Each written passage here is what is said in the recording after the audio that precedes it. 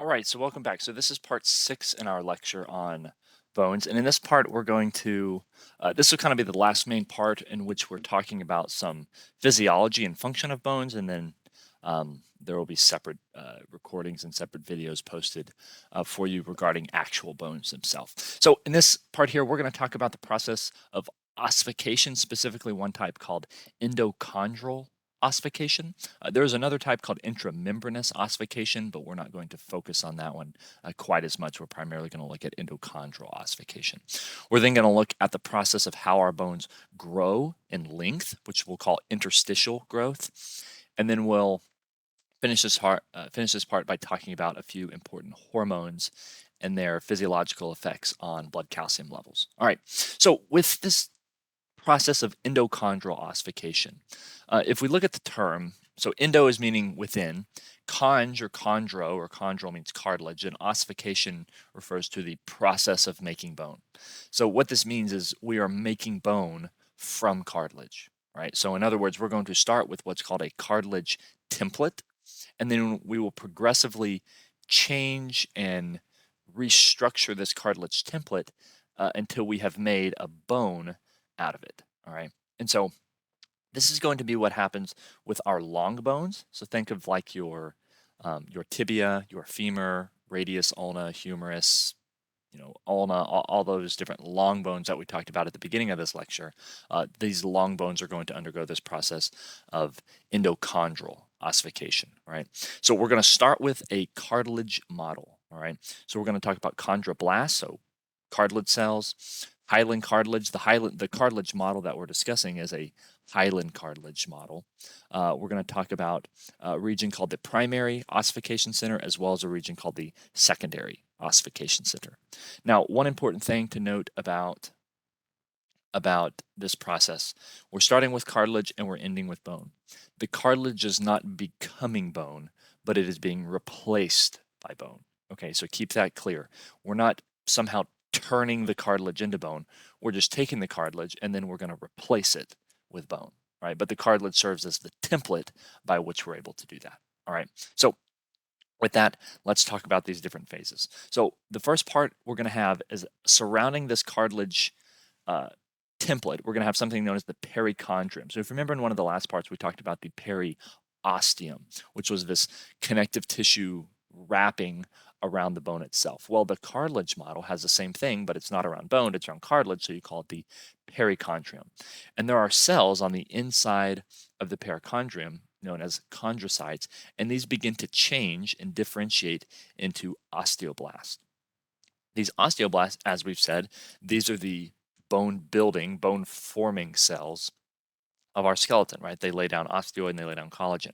And so what they do is they form something known as a bone collar or a bony collar. And this is this kind of central region right around this cartilage template. And all these steps I'm going to show you in the next slide, and then we'll go over a few more steps and I'll show you in that slide as well. So if it's not making sense right now, just hold tight and we'll look at the images in the next slide. All right.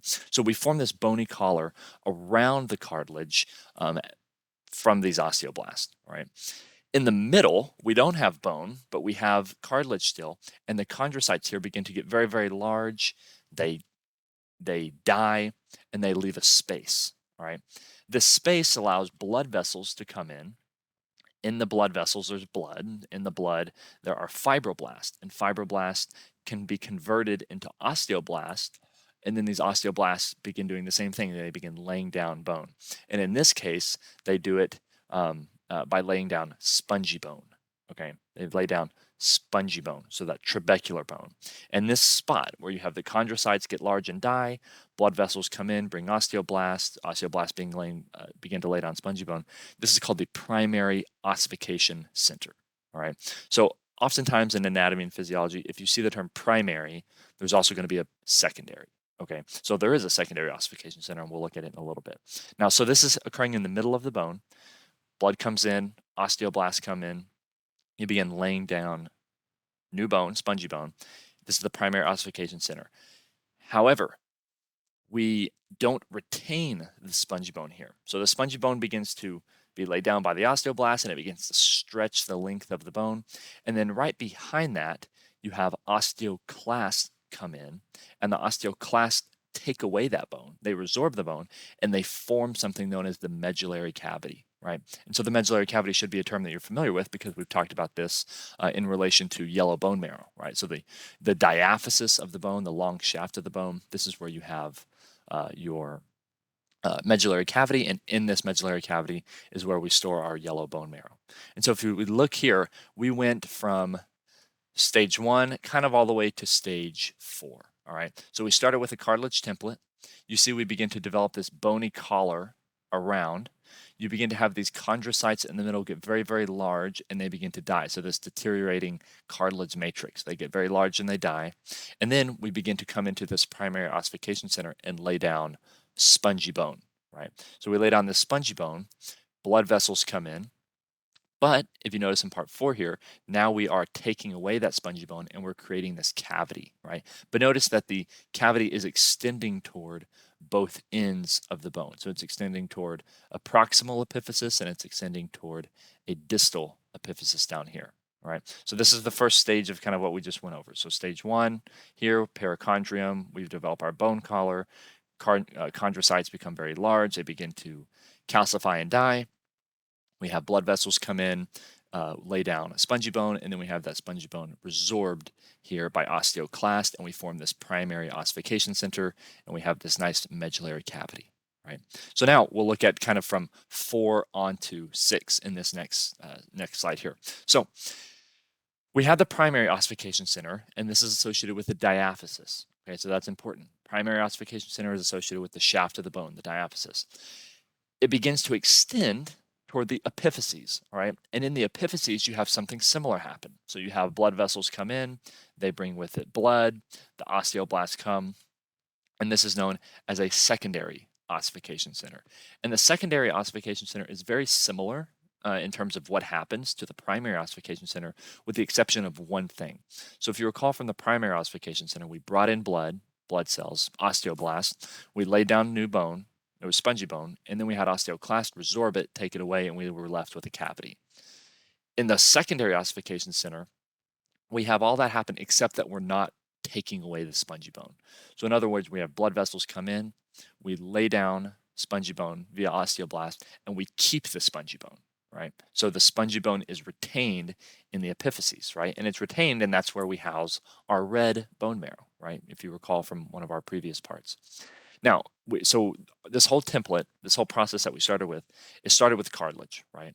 And we said that we replaced the cartilage with bone, and that's true with the exception of 2 locations. So we actually keep the cartilage in 2 areas, and we'll see why that's relevant. So we keep it at the articular surface, so meaning our articular cartilage, and we also keep it as the epiphyseal plate, also known as the growth plate. So we keep the articular cartilage because this is where 2 bones in the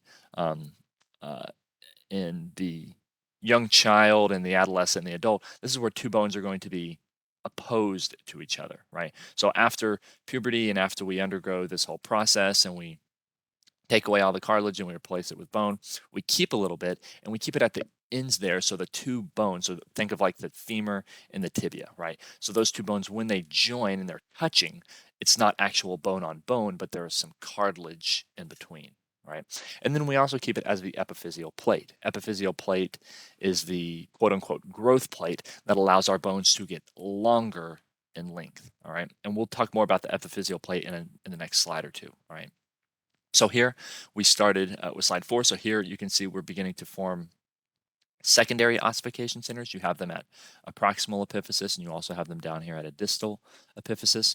You have blood vessels come in, and you can see you're starting to lay down new bone. So this kind of yellow color that you see here is the bone, and the blue is the cartilage. In step 5 here, you see that we have now replaced all the cartilage of the epiphysis, or almost all the cartilage of the epiphysis, with new spongy bone, and we retain the spongy bone, right? And then note, at this proximal end and the distal end, we keep cartilage in 2 areas. One, we keep it as this articular cartilage way out here. This is where 2 bones are going to meet up. And then we keep it as this epiphyseal plate, all right? And we see the same thing down here at this distal end, right? So this is what we would see in an adolescent, right, or somebody whose bones are growing. In this slide, or in this image 6 here, this is what you would see in an adult. So you notice we go from an epiphyseal plate to now an epiphyseal line. And this is the remnant of the epiphyseal plate. So this epiphyseal plate is cartilage. The epiphyseal line is bone. All right. So this bone here, number 5, this bone can grow. This bone can get longer. Number 6, this bone cannot get longer. There's no cartilage here, so the bone cannot get longer. And we'll talk about that in this next couple of slides. Okay. So here's the same thing, but instead of a circular kind of half circle diagram like this, it's more linear, so you can follow it through, but it's essentially saying the same things. Okay, so start with a cartilage template, you make a bone collar, chondrocytes get larger and die, leave a cavity, you have the blood vessels come in, make a primary ossification center, take that away, make a medullary cavity, form secondary ossification centers, keep the spongy bone there, and then you retain the cartilage as the epiphyseal plate and the articular cartilage. And so same thing here. Epiphyseal plate, this bone can grow in length because we have cartilage here. This bone here to the far right, this is an epiphyseal line, sometimes called an epiphyseal scar. And so this bone cannot grow in length, right? And then notice the very large medullary cavity. Right. So this process that we've kind of alluded to a few times with the epiphyseal plate, allowing our bones to get longer, this is called interstitial growth, right? And this will be the main one that we focus on, all right? So we're going to focus mainly on interstitial growth. This is how bones get longer. So in other words, this is how you get taller. And then you have appositional growth, which is the increase in the width of a bone. So interstitial growth, this only occurs in younger individuals who have a growth plate still. If they have an epiphyseal plate with cartilage, their bones can undergo interstitial growth. In older adults, so in you, your bones are likely done growing. You have no cartilage there. You're not going to get any taller, right? You make it shorter as you go on for a number of reasons, but you're not going to get any taller. Appositional growth, this can occur in anybody. Anybody's bones, young, old, middle-aged, everybody's bones can get wider, all right? This has to do with more of the physical and mechanical stressors and force that you place on the bones. So let's look specifically at this process of interstitial growth, right? So interstitial growth, we are growing in length. So we have a couple of phases, all right? And so keep in mind here, when we're talking about this, we're referring specifically to the epiphyseal plate, all right? So if I go back, I'm going to go back a few slides. We're talking about this area right here. So hopefully you can see my cursor. This is where we're looking at. So this region and this region right here, okay? This, just for directional terms that we'll use, this is the epiphyseal end, way down up here. This is the epiphyseal end down here. This is the diaphyseal end, or the side of the diaphysis here, right? Because remember, the diaphysis is the shaft, all right? So keep that in mind. So you have different zones here. The first zone is called the resting zone, right? So this is where cartilage cells are not actively dividing, they're resting, they're not undergoing much mitosis, all right? This resting zone is closest to the side of the epiphysis, okay? So it secures the epiphysis to the epiphyseal plate, all right? And this is the zone of resting cartilage, all right? So that's this zone way up here. So in other words, this area up here where my cursor is, this would be the epiphyseal end. This side way down here would be the diaphyseal end, or the side of the diaphysis, all right? We then move to the proliferating zone, in which the cells begin to undergo mitosis, the chondrocytes that is, and they begin to stack on top of each other, all right? And so sometimes this area is described as, the cells are described as looking like stacks of coins on top of each other, and it kind of looks like it. All these flattened cells are just beginning to stack right on top of each other. So the cells are proliferating. You have some cells stay near the epiphysis because we need some to undergo this process again so we can continue to grow in length. And so some stay as kind of a daughter cell, that is a resting cell, and then some divide and become these proliferating cells here, right? They begin to migrate and push their way down toward the diaphysis, all right? You then get to the next zone, which is the zone of hypertrophy or the hypertrophic zone. So the term hypertrophy means to increase in size. And so the hypertrophic zone is the zone in which the cells begin to get larger, physically larger, and they also begin to die. So if you notice, if you kind of look at the cells here in the resting zone versus the ones here in the proliferating zone versus the ones here in the hypertrophic zone, you should notice these in the hypertrophic zone are much larger than the ones in the proliferating and the resting zones, all right? So they begin to get larger, they begin to hypertrophy, and they ultimately begin to die. We then move to the calcification zone, or the zone of calcified cartilage, in which you are adding calcium. So blood vessels are coming in and adding calcium to this area, and the cartilage begins to become calcified. So it becomes to become very, very hard. Right. So this is further on in the process of actually making the bone. And remember, we're getting progressively closer to the diaphysis. This was the epiphysis up here. This is the diaphysis down here. And then lastly, we have the zone of ossification. So this is the zone where we're actually beginning to lay down true bone. We're laying down calcium. Osteoclasts are breaking up this calcified matrix of calcium and cartilage, and then we're laying down actual compact bone in this area. So osteoblasts come in, lay down bone. So that's what you see here, this kind of pink purple color you see. These are the blood vessels coming in, and we're beginning to break down this calcified cartilage, lay down new bone, and this process will progress from the diaphyseal end toward the epiphysis, right? So everything will kind of get pushed up.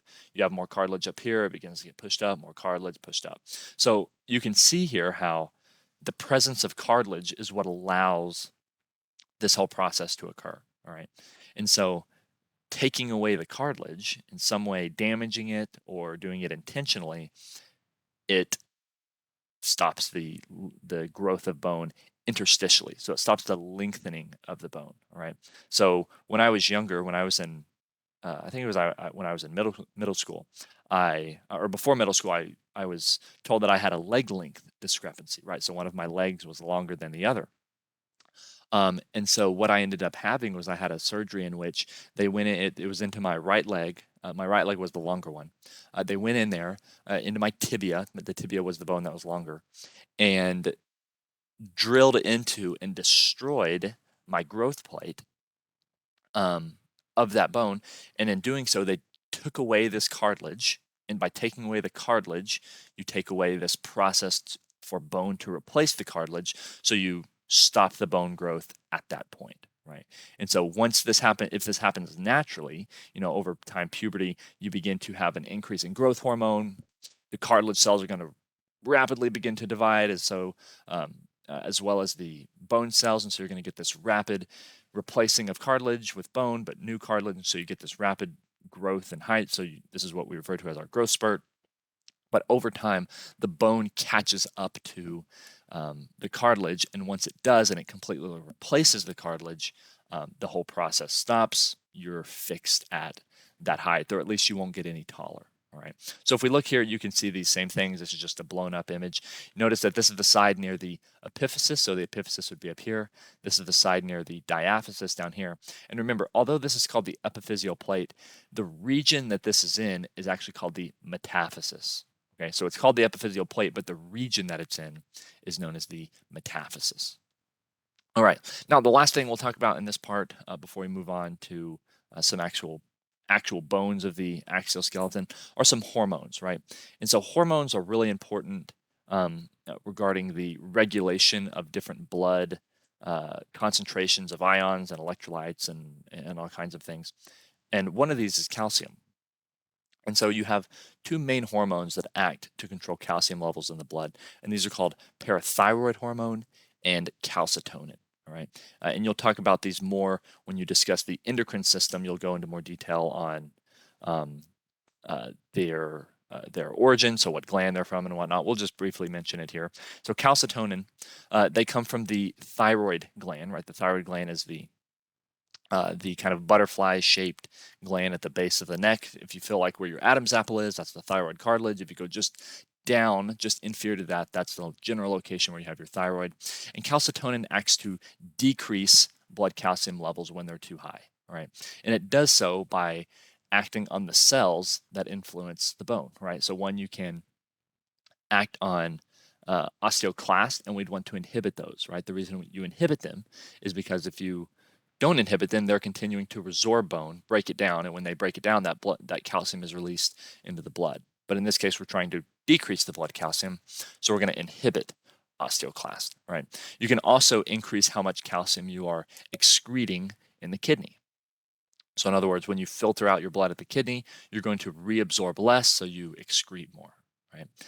And then the next hormone is parathyroid hormone. And these are, if you know one, you kind of know the other because they have antagonistic functions. One does one thing and the other does the exact opposite. And so parathyroid hormone acts to increase blood calcium levels, and this is released from the parathyroid gland. So parathyroid hormone, parathyroid gland, acting to increase blood calcium. It's going to stimulate osteoclast. It actually, it's kind of interesting. It doesn't actually directly act on osteoclast. It acts on osteoblast, and then by acting on osteoblast, these release a chemical, a compound, and then this compound acts to then stimulate osteoclast. So it does it kind of indirectly, but the net effect is you stimulate osteoclast activity. You also can increase how much calcium you're absorbing in the gut, so in the intestines, and then you can also increase how much you are reabsorbing, so decrease the amount of excretion in the kidney. And you'll talk about the intestines and the kidney when you do the GI tract and the renal system, urinary system, respectively. You'll see how parathyroid hormone acts and how calcitonin acts on those different systems. So here's a nice nice feedback loop, and these feedback loops are really helpful when learning the mechanism and the effect of different hormones, right? And so you can pick blood calcium becoming too high, pick blood calcium becoming too low, and then follow that loop around. So if our blood calcium is becoming too high, well, we know that calcitonin acts to decrease blood calcium. So here we're too high. We have the calcitonin release from the C cells of the thyroid gland. It's going to act to inhibit osteoclast activity. We may also decrease how much we are reabsorbing in the kidney, and all of that acts to bring it back down to normal. And then maybe we take it too low, and so now we have falling blood calcium levels. So we release PTH from the parathyroid gland. We stimulate osteoclast. We reabsorb more from the gut. We excrete less in the kidney, and all that acts to bring calcium levels back up, right? And so calcium, you may wonder, like, why do we need to know all these things about calcium and these feedback loops and hormones and whatnot? Why it's just in bones? Well, calcium is actually far more important than just its role in the skeletal system. So you have to have calcium in order to clot your blood.